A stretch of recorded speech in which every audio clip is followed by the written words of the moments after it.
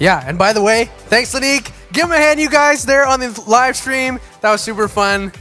Guys, tally up your score. Whoever's on the YouTube that's maybe hosting on there, track it down. Tally up your score, and whoever's got the most, you got a $20 gift card to Tim Hortons. So congratulations, winner of the night. Glad you were able to join us. Welcome back. It's great to have you on. We're going to kind of tie into our next segment right now. Like I mentioned earlier, we have Reverend Aunge Goobie from Vanguard College that's coming to share a session tonight on stress and anxiety. And this is something that we all deal with to an extent. But how do we walk in it? How does this tie into our relationship with God? How does God feel about this in our lives? And also, sometimes the stress can get to a point where we feel like we're stuck, we're paralyzed. And so if you felt like that, and you're listening tonight, or maybe you have somebody that you know who's maybe been struggling with stress and anxiety too, share this up with them right now. Share the link on YouTube right now. Get them on the stream with us so that they can engage with it, or share them afterwards. The resource will be there on YouTube for you. But let me introduce Aunge. Come on up. We're so glad you're able to join us, and we'll let you take her away. Awesome. Great to be with you virtually.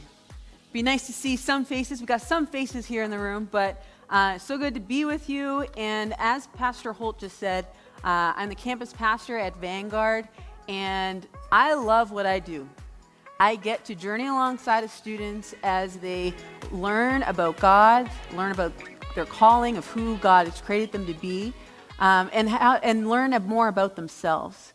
And something that I really love about God is that he created us as a whole being with multiple dimensions a part of us, where we have our whole self. That is our physical, our emotional, our spiritual, our mental, or our social, and all of these things work together to make you, to make me.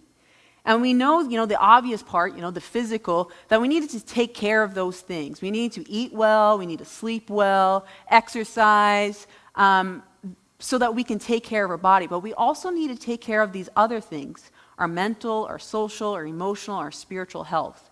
And I'm so thankful for Pastor Holt and the team to be taking some time to focus in on the mental health.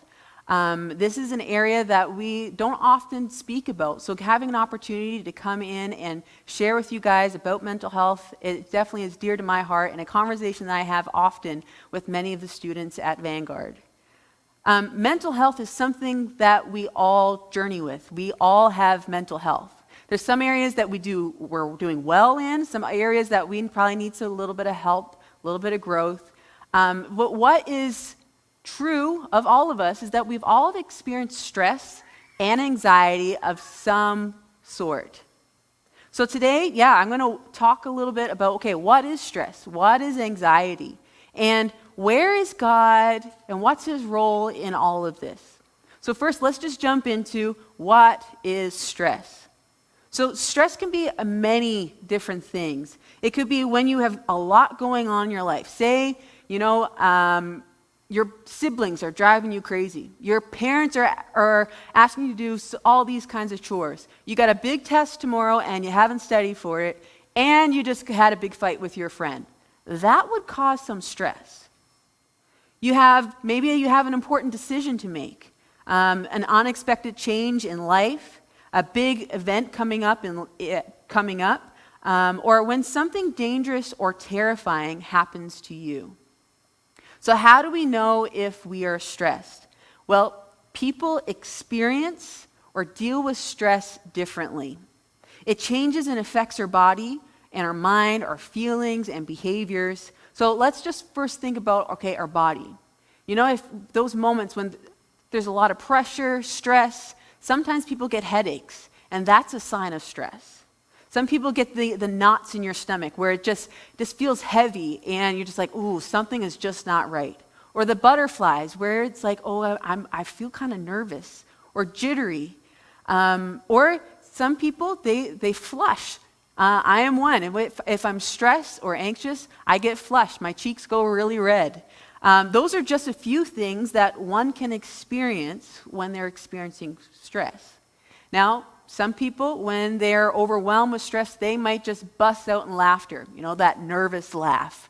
Or some people, they just cry. So we experience it differently. What I may find stressful, you may not. What you may find stressful, your friends may not. But there's some things that we would all find stressful. Something like, too many decisions. One after another, after another, after another. It can get overwhelming. Say, walking into an ice cream store and it has over 100 kinds of flavors and you don't know what you want to have and there's a lineup behind you and someone's tapping on your shoulder and say, hey, just hurry up. That can cause stress. And there is a healthy amount of stress that is needed for survival. And then there's the healthy kind of stress that also helps us to motivate us to get things done. But when there's a consistent amount of high level of stress, it can be very unhealthy for us. It could physically harm, affecting our sleep, our weight, our heart function, our brain function. So stress is a call to action. It is the message from the brain to the body that something must change, either within yourself, in the individual, or in the environment. And this process happens through the brain to a place that's called the amygdala. Now, this is the center of human emotion. This is where the brain is processing what is going on around, and it responds through fight, flight, or freeze response. So that's the response to the fear or the stress that you might be experiencing. For example, if you face a dog dark at night, it's growling, all of a sudden, everything within you will be like, this isn't safe. I need to, what would you do? What would you think would be your response of your fear center of your amygdala would tell you to do? I think I would run. I hope I would run and not just freeze and stand there. But that's kind of the process of what stress happens, and it gives you a response to kind of get out of the dangerous situation. Now, high amounts of stress can lead to anxiety, where the amygdala is on an overdrive and in a constant state of fear or worry. So what is anxiety?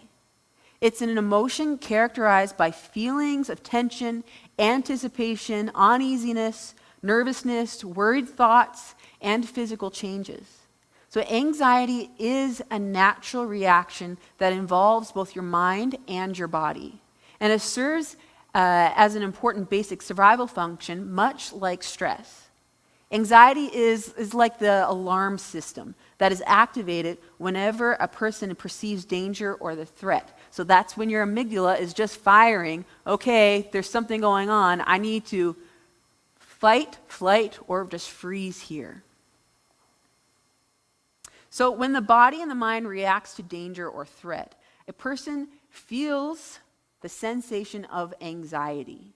And these things are like, your heart rate is racing. Your breathing is going fast. You have tense muscles, the sweating palms, queasy stomach, or trembling hands or legs.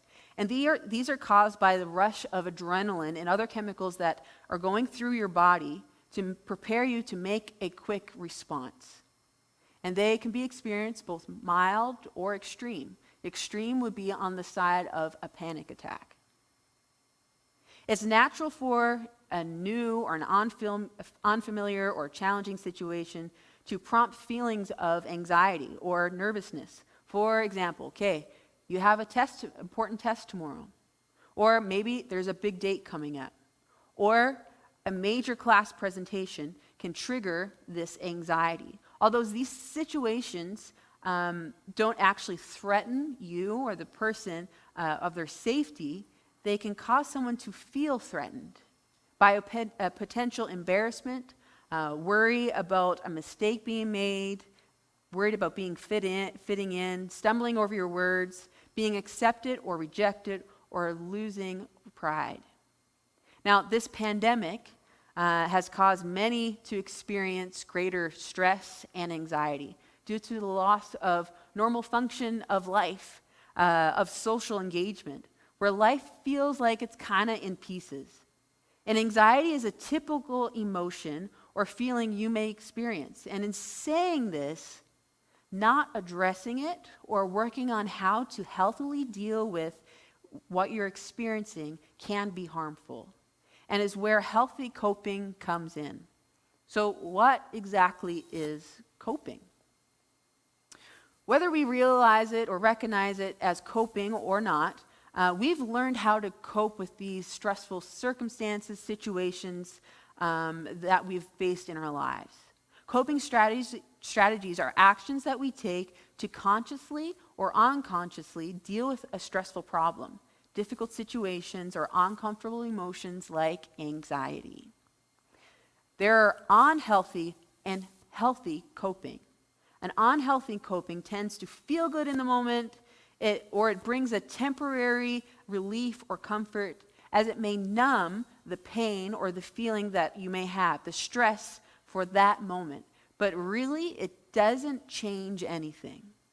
The reality is that unhealthy coping can have a negative consequence of being counterproductive, can be harmful, and not really help the situation at all. It's looking at it as an escape, just looking for a quick numb, a quick fix to mask the issue instead of addressing it. Here are a couple examples. Binge watching TV. After a stressful day, there's heightened anxiety, and I just want to escape. You go home and you watch seasons of your favorite show, or you're on YouTube for endless hours or playing video games. It's not exactly healthy. Some other ones would be overuse on your phone, overeating or undereating, social withdrawal, sleeping too much or sleeping too little, self-harm or aggression. These are just a few of the unhealthy. And it is important to pause and kind of think about this and recognize and name, what is it that I run to when I feel overwhelmed, when I feel anxious, when I feel stress? And question, is that healthy? Is that really helping me? And it's important to recognize so that you can point and say, maybe that's not the best way to deal with this, and I need something healthy so that I can work through the stress and the anxiety that I'm currently working through. So what are some healthy coping mechanisms? Healthy are tools that help reduce stress or anxiety, that increase your well-being, effective ways of handling your thoughts and emotions, or changing your perspective. Healthy coping strategies include self-care, so taking care of yourself. And these are things that bring you joy and give you life, and taking care of your overall physical health. It can bring you to a place of calm and peace. For example, taking a bath. There's something about at the end of the day when life's just crazy of just slowing down. Or, watching a funny show. Notice I said a show, not the full season. Watching something life-giving, but just to slow down so that your brain can kind of catch up with what happened that day. Then maybe it's writing things out, drawing, doing a puzzle, going for a walk, going for a bike ride, getting exercise, being in nature. These are some things that kind of can give you life and give you a moment to kind of calm and find peace. A large and a huge part of this is also sleeping well, eating well, making sure that you're got a good balance there. Here are some other healthy coping tools. Focus on things that you can control. Now, anxiety is is perceiving things, and it can be focused on things that you can't control or anticipating what could come. So focusing on the now and what you can control. Breathing exercises is one that I use, one that I teach many of my students, of how to bring yourself to a place where you can think again. Because when you're in high stress, anxiety, your brain kind of gets fuzzy and it's overwhelming and it's hard to think. The part of your brain that thinks is not really engaged yet. So breathing exercises get you to a place where you can calm and think. And this could look like breathing through your nose for 4 counts and out through your mouth for 6. You could even try it right now. So in through your nose, 4 counts. 1, 2, 3, 4. And hold. And out through your mouth. 1, 2, 3, 4, 5, 6. And you do that a couple times. And what you'll find is your body begins to relax, your muscles begin to relax, and then your brain starts, the front part of your brain starts to kick in gear, and you're able to think a little clearer. The fog starts to go. So breathing exercises, it's a good tool to use. Journaling out those thoughts, the things that are stressing you, try it and process on paper. Positive self-talk. Now that is something I can speak for hours, days, maybe I'm exaggerating a little, but it is so important for positive self-talk. The power of words. And just realizing what you're saying and speaking over yourself. Saying things, okay, I can do this. I got this. I know how to handle this. It's okay. I'm going to try my best. Those will help calm stress and be a motivator. Praying, reading, and reciting scripture. I'm going to talk a little bit more about that in a second. But the power of the word and talking to God about what you're going through is so powerful. He can meet you right there in the middle of what you're walking through. Talking with someone you trust about what is causing you stress and anxiety. Having that support come alongside of you. Someone that you can verbally talk it out. For those who are verbal processors, this is a really good thing. And talking it through, then they will be able to maybe put supports around you or help you in ways to help bring stress down or anxiety or whatever the situation may be. And where you're able to assess where maybe lifestyle changes are needed. So maybe you're not getting enough sleep at night. You're not eating so well. Having McDonald's every day is maybe not feeding your body some good things there, and exercise. So recognize, okay, what is it that I can feed my body so that my brain and my body can work together, because again, it all works together to function well. And all of these things that I've mentioned, there's others as well, but these things can help you to think better and balance stress and anxiety and work through the situations that you're currently walking through. Now, a question many have, and I know I've asked this question as well, is where is God? Where is God in all of this? Where is he when I'm so overwhelmed, when stress is so high, when my anxiety is paralyzing and I just can't move? Where is he in those moments? And where he is right in the middle of it. When I think about a storm, I think about overwhelming anxiety and stress. And it can feel much like an internal storm when that overwhelming feelings and emotions just stir up inside. And when I think about that, I'm reminded of the story of Jesus and the disciples when they went on the Sea of Galilee and traveling to the other side. And the disciples and Jesus, they got in this boat. And Jesus, he was a long day, so he was tired. He laid down, he went to sleep. And as they were traveling across this body of water, a storm came up. There was rain and wind, the waves were crashing, it was dark, and the disciples were terrified. They were stressed, they were wondering, are we actually going to live through this? I can only imagine what the conversation was around them of as they were seeing the wind getting bigger, the waves getting bigger, and there was total angst and stress in that boat. And here Jesus was asleep. And in their panic, they called out, "Jesus, don't you care?"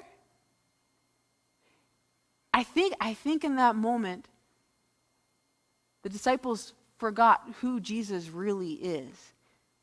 He was right there in the middle of the boat with them, the one that created all of heaven and earth. He's God. He's the one that has done many, many miracles beforehand. And they said, Jesus, don't you care? We're going to die here. And Jesus gets up and says, peace, be still. And the wind and the waves and everything calmed. So where was Jesus? He was literally in the boat with them. And all the disciples had to do was to call out to him. You see, Jesus is the one who knows you best, who knows what's going on in your life. He knows the details. The one who is with you right in the middle of your storm. And he's able to help you. And in these moments when life is tough and we ask God, where are you? And the answer is he's right there with you. All you have to do is call out to him. Pray to him. Bring it to him. You know, it's helpful to refocus and recognize where God is, but also who God is. It reminds me that, God is taking care of me. He's taking care of the little things. It reminds me of his faithfulness in so many different areas of my life. His truths and his promises. And there's the promises like, he is with you. That nothing will separate you from him, from his love. That he cares for you. That he will strengthen you. He will help you. But what do we do when we experience all of these emotions, all of the stress and the anxiety? We bring it to him. We call out to him. We pray to him and welcome him into the situation. And it's in these reminders that God provides hope, strength, and peace. It's not always an automatic over the obstacle, but a way through it. And God helps us to figure out steps and changes that may be needed in our life, like some of those healthy coping that we talked about. Maybe there's some unhealthy things that we're like, okay, that's not really helping. So maybe I should spend more time in the Word. Maybe I should exercise. Maybe I should be getting a good night's sleep. Spending more time journaling, or even a prayer journal, something that I do. Hanging out with friends. These are things that can kind of help you deal with the stress and anxiety that you might be feeling. And because of this, how God made us, it all works together. Our physical, our emotions, our spiritual, our mental, or social well-being. So I'd encourage you guys to kind of think through, okay, what is the promise or the verse that I need to remind myself in those moments of angst, when I'm anxious, when I feel stress? It could be one of the ones that we laid out here. One for me, it's actually Isaiah 41:10. And this is one that I recite often in the moments where I'm like, God, where are you? I'm not sure if I can do this. And it says, the whole verse, it says, do not fear, for I am with you. Do not be dismayed, for I am your God. I will strengthen you. I will help you. I will uphold you with my righteous right hand. That is God's promise to me, to you, that he is right there, that he will help. He will strengthen. And for me, that brings a peace that, okay, I'm not in this alone. And guys, you're not in this alone. So I encourage you to find that promise, that verse, that you can kind of carry around and have it wherever you need so you can visually see it and recite it during those moments. And then I also encourage you, okay, what are the unhealthy coping that you're kind of running to kind of numb or mask or just to avoid for a little bit? What are those things that you can now replace one thing that's healthy?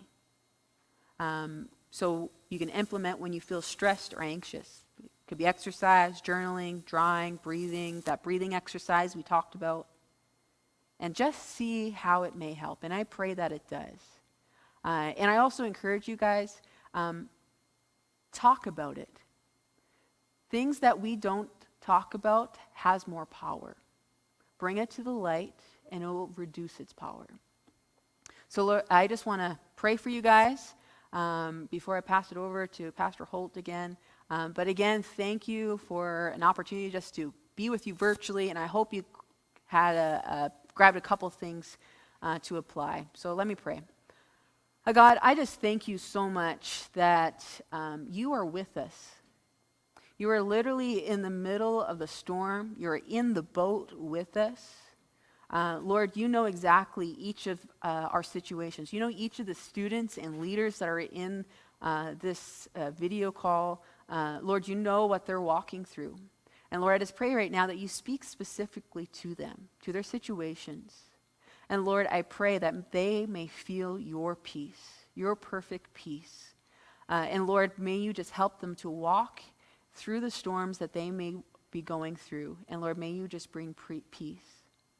Be with them, strengthen them. May they know that you are there, that you will help them, and you will be all that they need. We just pray this all in Jesus' name. Amen. Awesome. Amen. Amen. Thanks so much for coming, Ange, and for sharing. Appreciate your ministry. You guys, let's give her a hand on the stream just for sharing just what God's been putting on her heart for us tonight.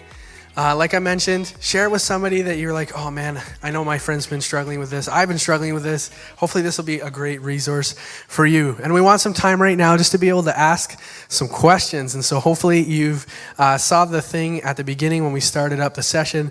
Yes, it is the same one from last week. I don't know why it is this, but you're texting Limberfish 513 to 37607.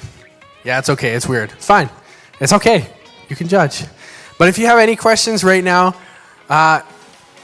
Reverend Ange, she's going to take some time and she's going to answer some of your questions as they're coming in. Yeah, like Ange was saying, talk about it, you guys. That's so important. Sometimes we want to bottle all these things up inside us and we don't want to talk about it because we feel uncomfortable. Oh, man, I have to be vulnerable about this. I don't know what they're going to think after I say this to them. Truth is that many of us are struggling in the same way, and actually giving that out has power when we're able to talk it out, so it's great. So if you have any questions right now, we're going to come back to the chat and we're going to see what we've got for some questions tonight.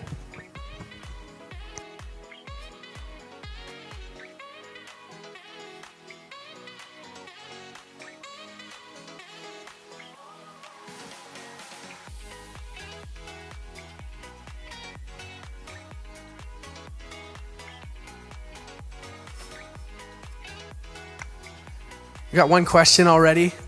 What do I do when all of a sudden my heart starts racing? I just feel crippled. I just feel like I can't move. I can't do anything. What do I do in a moment like that? Yeah, so that sounds like where anxiety is just rising up. So when your heart rate starts to go really fast, your breathing starts to go really fast, that's when the adrenaline is just pumping through your system. And this is where I point back to the breathing exercises. It really helps to calm your overall nervous system. So when you start to feel your heart rate rise and you start to feel almost paralyzed, if you're able to even just close your eyes and remind yourself to breathe. You breathe in through your nose, out through your mouth. And you do it at a slow pace. So that it gives your body a moment and a time to kind of relax, to breathe.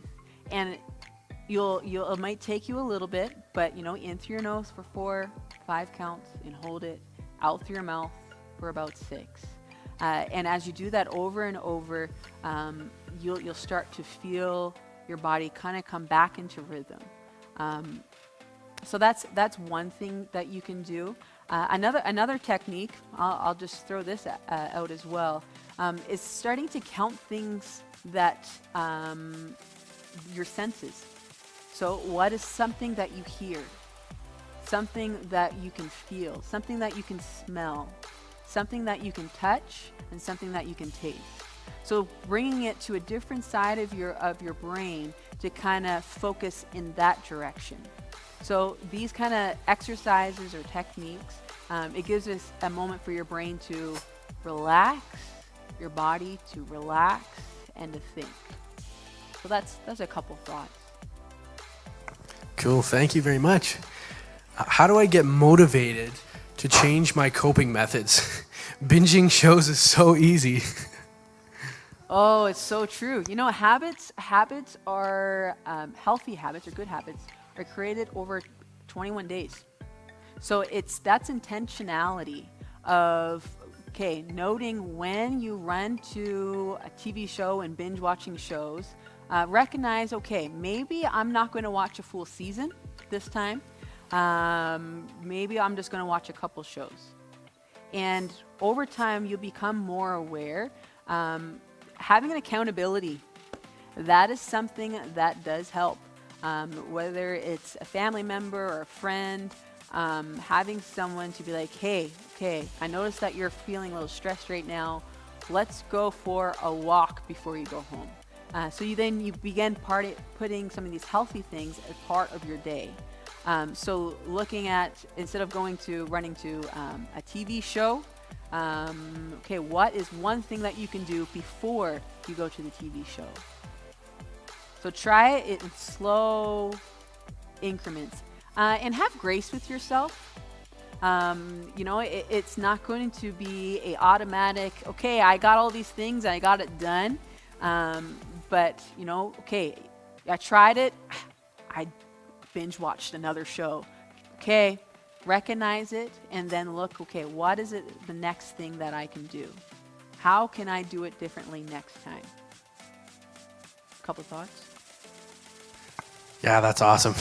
Thanks so much. Yeah. And guys, if you have any more questions about stress, anxiety, and the like in your walk with God, DM them to us, to our Instagram. We'll pass them on to Aunge, and she might be able to answer some more of those questions if you have them. So this is not kind of cutting it off right here, but we would love to have more questions if you got them. So thanks so much for those questions, and appreciate you, Aunge.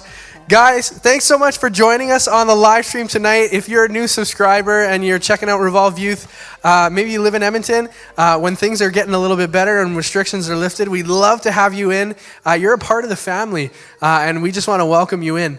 Yeah, and the prize tonight was $20 to Tim Hortons, and so if you're the winner on our YouTube, count up how many you were able to get from our game tonight, how many of those questions you got right, and we'll make sure to send that to our message in our direct to our Instagram, and we'll get that to you right away.